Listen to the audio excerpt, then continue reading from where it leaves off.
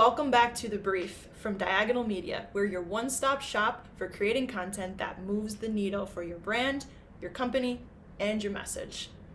Let's get started. Today I have Margie on with me. Hello, Margie. Thank you for joining me.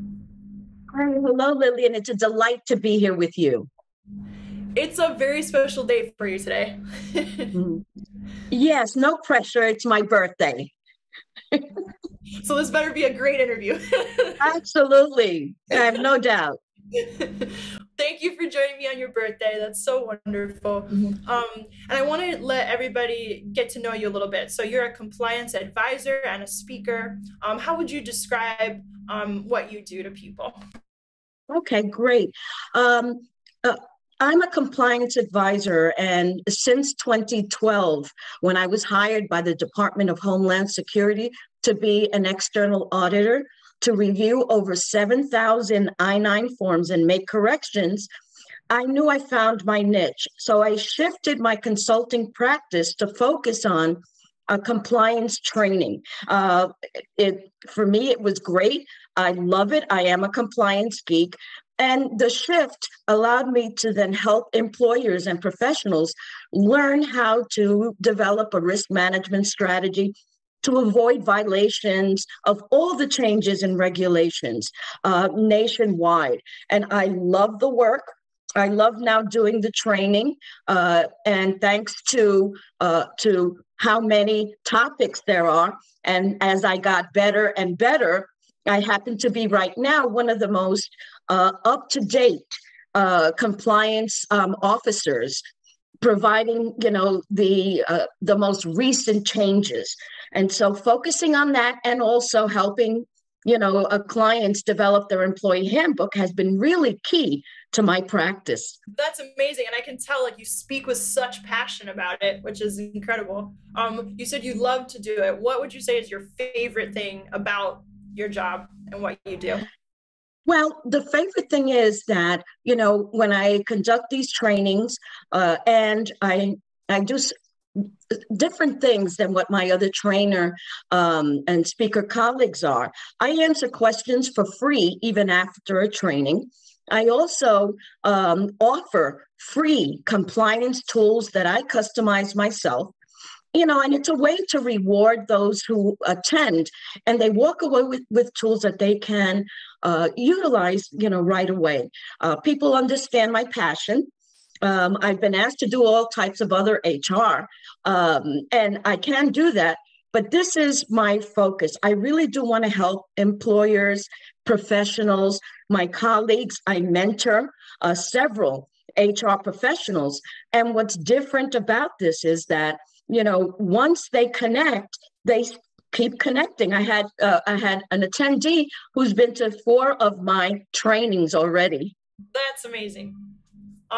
So like diving into the nitty-gritty of what you do a little bit Yeah. now, what is the biggest issue that employers are facing and what can they do about it? Okay. Well, good question, Lillian. What I find based on this past several years, and I did want to mention that I'm more blessed than others because COVID-19 propelled my business because a lot more people were doing e-learning. And so that really made things special. But most of the focus and challenges for employees are keeping up with not only federal regulations, state regulations. And so because depending on the state that you're in, and you mentioned that you were in New York, I'm formerly from New York, and it is an employee-centric state, which means that they really have a lot of focus on requirements to assist employees.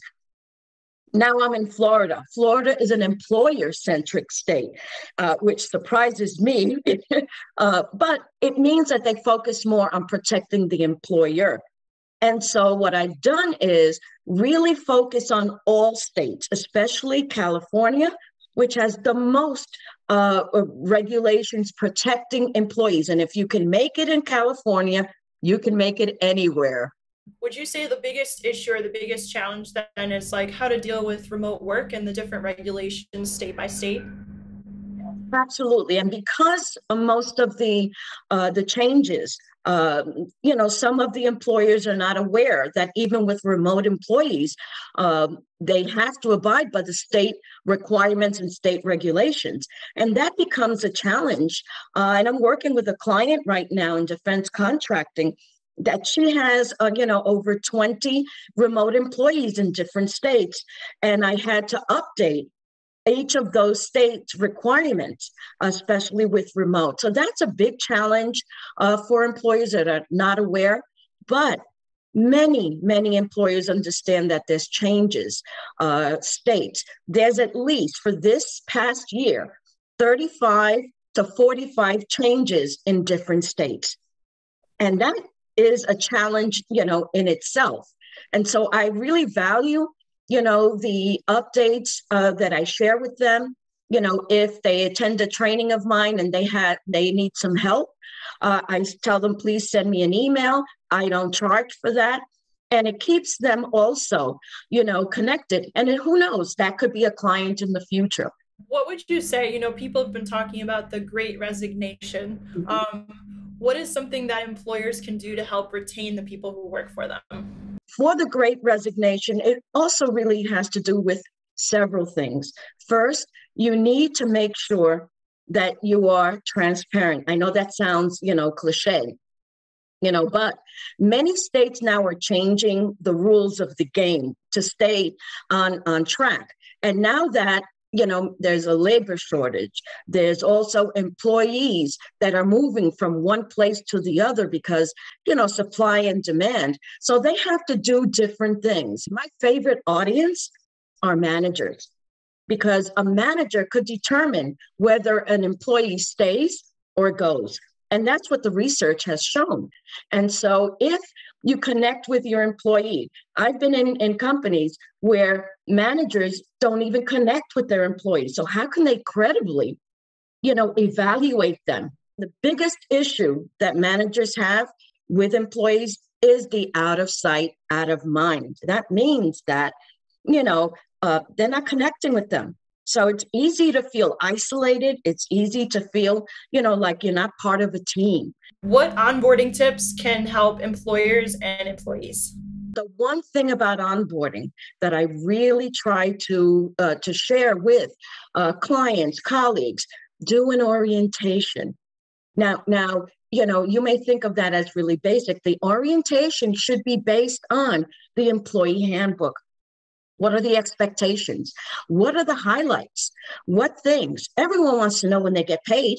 Okay, so have that as one of the highlights. Also, because there's different things like discipline and performance and code of conduct, it's really important for employees to know what those are up front. And I used to do scavenger hunts. I used to do prizes, for them. And those really, after evaluating those really stuck. What would you say is the most common HR mistake that employers make? And what can they do to try and fix it? One of the biggest ones, and I've been on opposite ends of this, is when managers don't connect with HR. Now, sometimes we could be a challenging group, okay? But what I find is that if you at least collaborate, with HR, okay, that means that you're expanding your support system. And, and it's been a challenge. In one case I had, my third day, at the company as a compliance director, a manager walked in, and said, I want you to terminate this woman today. Oh, okay. So let's talk. And then they said, yeah, she's horrible. She's not really doing well. Her performance, I says, well, frankly, today, no one's getting terminated unless they punch the supervisor. And that's my supervisor. And so give me these documents. I want your performance reviews on her for 3 years. I want to see any disciplinary action that you've put in place. Then I want to know how many times you met with her. Oh, he was so angry at me, and he said a lot of things that I can't repeat here. But what I realized was those are the tools that I need for managers to have updated. And when I looked at the documents, I saw that her performance review indicated that she walked on water. No disciplinary actions, no anything. And so he was upset with me and he said, so what do you expect me to do now? Start your clock and I'll help and support you. But you cannot terminate someone and you haven't done your homework. So that's been a challenge, getting all the ducks in a row, which is what I help with. And then, they understand eventually. Although he didn't talk to me for 3 years, that's all right. Compliance isn't the most social, industry, but that's okay. What advice would you give to a company that is just starting out on their HR journey? Well, first of all, I would want to know, do they have an HR? Because one of the things, depending on a company, they may not have an HR, they may have an office manager. But let's say they've done the right thing and identified an HR manager, or an HR representative, then it should be someone who's at least familiar with the process. Okay, they don't have to be an expert at everything, but they have to research everything.